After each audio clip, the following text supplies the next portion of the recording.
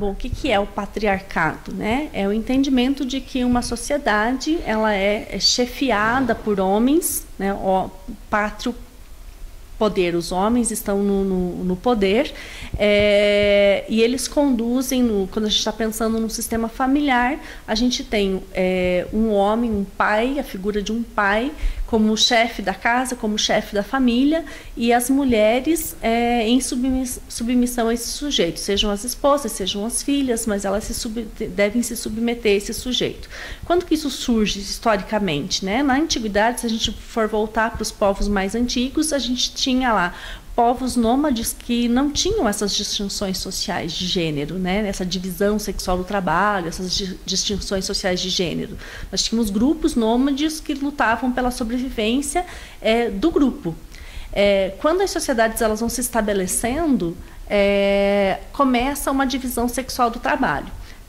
Quando a agricultura surge, por exemplo, a gente vai ter os grupos se estabelecendo em determinados lugares e aí começam a se dividir tarefas. As mulheres elas permanecem no local para cuidar da agricultura, para cuidar das crianças, para cuidar daquele contexto, enquanto os homens saem para caçar.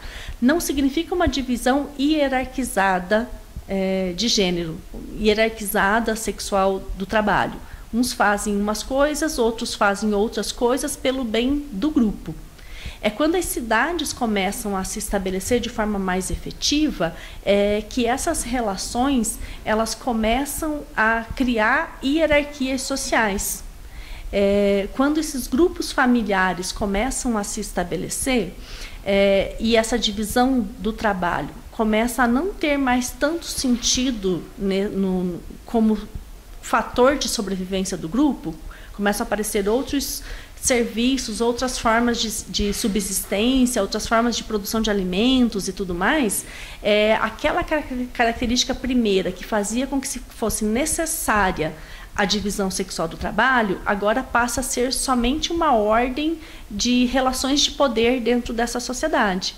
Então, as mulheres são colocadas como sujeitos que devem permanecer na casa e na obediência ao sujeito homem que sai para trazer o provento da família. Assim surgem as relações que a gente chama de relações patriarcais e essas relações hierarquizadas, né, de poder dentro da família.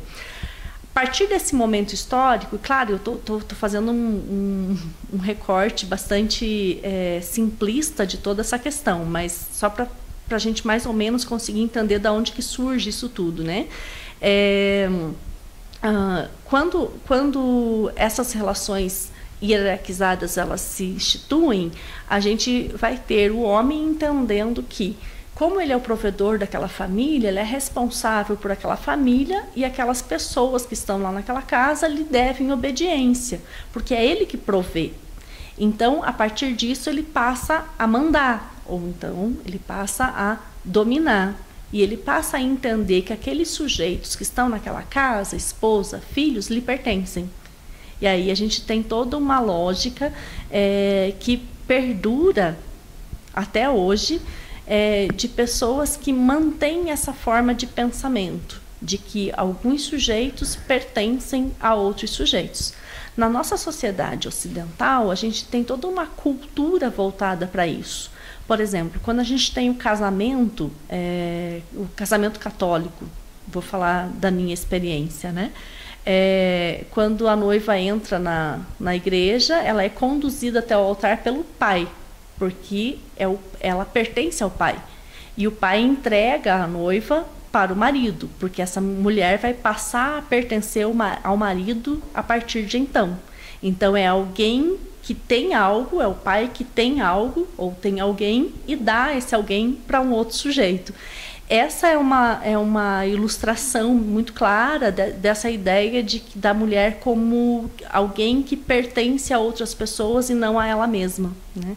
Então, dentro dessa dinâmica, dentro desse pensamento que se configura ainda muito hoje, se essa mulher se rebela, se essa mulher rompe com padrões estabelecidos ou determinados para ela, ela pode ser alvo da violência. Se ela reage em relação a essa dominância masculina, ela pode ser alvo da violência.